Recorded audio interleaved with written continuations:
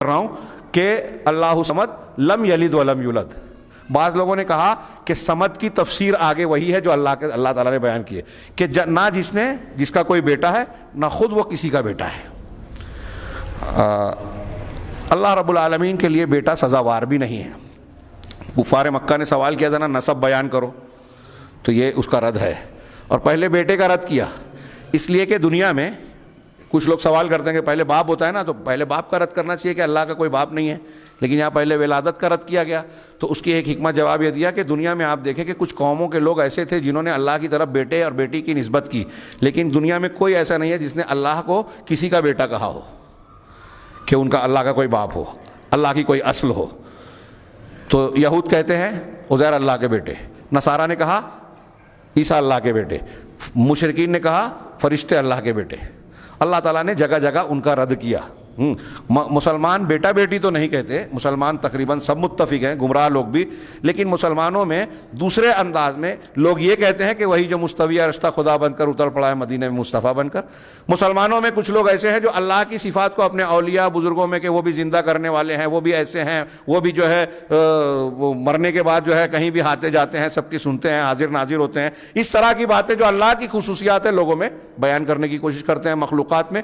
تو بہرحال جو بیٹے کا تعلق یا اس بات بعض جگہوں پر پایا جاتا ہے. اللہ تعالیٰ نے کہا لم یلد ولم یولد.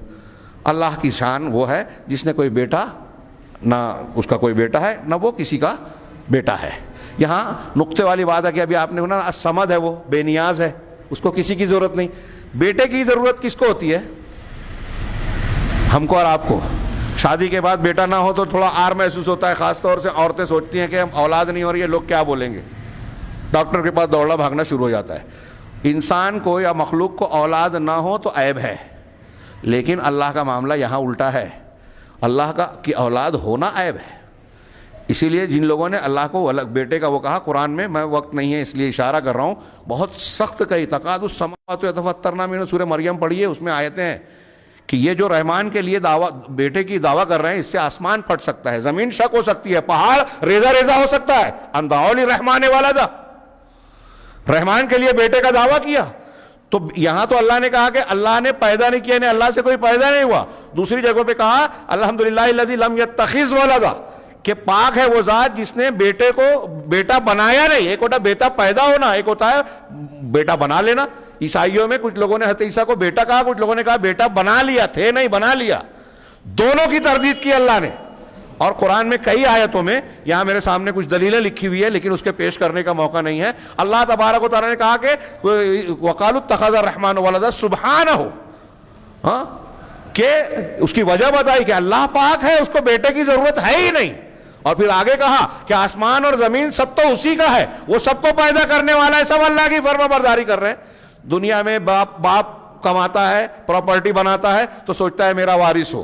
ہاں، حضرت زکریا نے دعا کی کہ اللہ ربی حبلی من الصالحین یرثنی و یرث آل یعقوب، کہ میرا وارث ہو اور آل یعقوب کا وارث ایسا بیٹا تو دے، نیک بیٹا. تو دنیا میں انسان کا وارث بنتا ہے بیٹا. اللہ رب العالمین کو بڑھاپا، موت، نیند، اونگ آنے والی ہے کیا؟ کسی سہارے کی ضرورت ہے کیا؟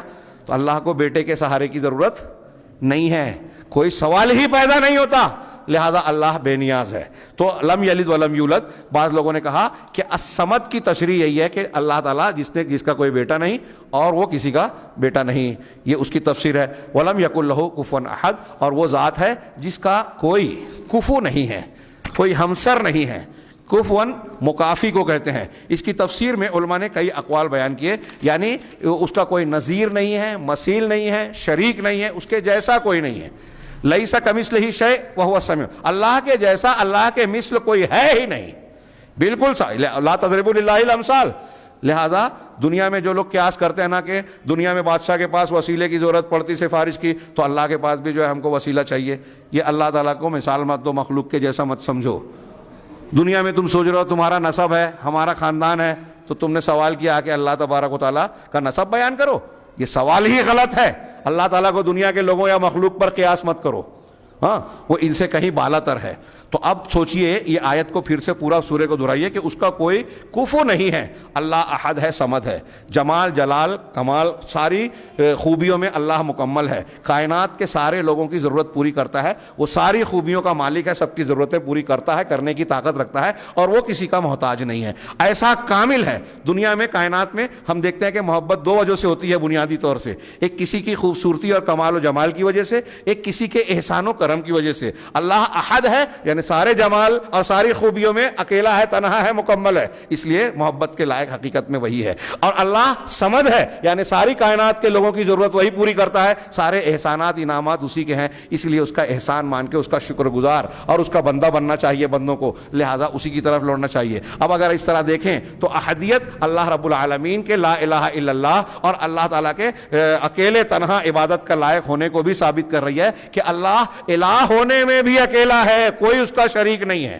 یہ معنی خود بخود اس میں آ گیا، اور یہی تمام انبیاء کی تعلیم ہے. جیسا کہ ہم نے جمعہ میں سنا، تمام کتابیں، تمام انبیاء اور اللہ کی جو نازل شدہ شریعتیں ہیں، اس کی بنیاد اصل الاصول یہی ہے کہ اس کی توحید کو اختیار کیا جائے، اللہ کو ایک اور اکیلا مانا جائے، عبادات میں، ربوبیت میں، اسماء و صفات میں، اس کی جتنی خوبیاں ہیں سب میں وہ تنہا ہے، اس کے کسی حق میں کوئی شریک نہیں ہے. اور یہی اس کا کمال ہے کہ وہ احد ہے، صمد ہے. اور احد اور صمد ایسا ہے کہ نہ اس کا کوئی بیٹا، نہ وہ کسی کا بیٹا، اور نہ اس کے مثل کوئی ہے. جب کوئی اس کے جیسا ہے ہی نہیں تو اس کے حق کو دوسروں کو ہم کیسے دے سکتے ہیں؟ کیسے کسی اور کو پکار سکتے ہیں؟ کیسے کسی اور کو سجدہ کر سکتے ہیں؟ اللہ کا حق دوسروں کو کیسے دے سکتے ہیں؟ اگر اس اعتبار سے آپ غور کرتے جائیں تو قل هو اللہ احد اللہ الصمد یہ توحید کے جو ضروری مطالب ہیں اس میں سمٹے ہوئے ہیں. اور دنیا کا کوئی بھی انسان اگر حق کا تلاش کرنے والا ہے، ہاں اگر وہ کسی بھی مذہب کے گھر میں پیدا ہوا ہو، یہودیوں کے یہاں، نصرانیوں کے یہاں، جین مذہب کے یہاں، ہندو دھرم کے یہاں کسی بھی پیدا ہوا ہو، اور اگر وہ قل هو اللہ احد اللہ الصمد کے معنی کو اچھی طریقے سے سمجھ لے اور جان جائے کہ اللہ ایسا ہے، تو وہ فوراً کلمہ پڑھ لے گا. اس کا دل کہے گا، اللہ کی توفیق نہ ہو یہ ایک الگ بات ہے، وہ کلمہ پڑھ لے گا کہ واقعی اللہ کی ذات ہی ایسی ہے جو عبادت کے لائق ہے، کوئی اور ایسا ہے ہی نہیں، کوئی اور بے نیاز ہے ہی نہیں، اور کوئی ایسا ہے ہی نہیں جس کے کوئی مثیل و نظیر نہ ہو. لہذا ساری عظمتوں کا، کبریائی کا، الوہیت کا، ربوبیت کا اور ہمارے عبادات کا سزاوار صرف اور صرف وہی ہے، اسی کی عبادت کی جائے. یہ قل هو اللہ احد اور یہ قرآن کا ایک تہائی حصے کے برابر ہے. اس کی مختصر سی میں نے تشریح کی. یہاں تھوڑا سا تذکرہ